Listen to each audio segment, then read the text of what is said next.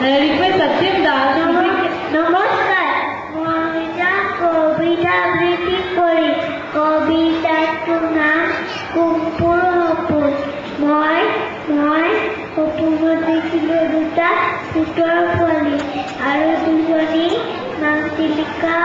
চকু টেলেকা চিলিকা পিলিকা চিলিকা চিলিকা চকিনী ছোৱালী এটা ক'লা এটা বগা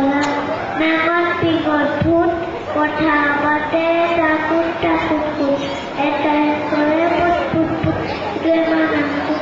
প্লেট টুট টুট টুট মই দেখিবলৈ এনেই ভাল ফুট পোৱালি নাচ কিবা কিবি গাই ফুচ ফুচ ভাল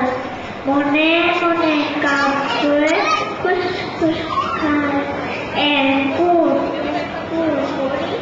গাই লৰি লৰি সখীহঁতক কিছুমান চুলিত ধৰি ধৰি সখীহঁতে নেপেলালে একেলগে ভৰি চৰ খোৱা সখীয়ে নাচে কঁকাল ভাঙি কুটুক কুটুক খুটুক বুলি ভূত পোৱালি জাপ পৰে ফেৰফুৰা ফেৰফুৰিকৈ নাচে ঠেকটো ডাকি ডাকি মা তই যে ক ভূতে বোলে ল'ৰা ছোৱালী খায়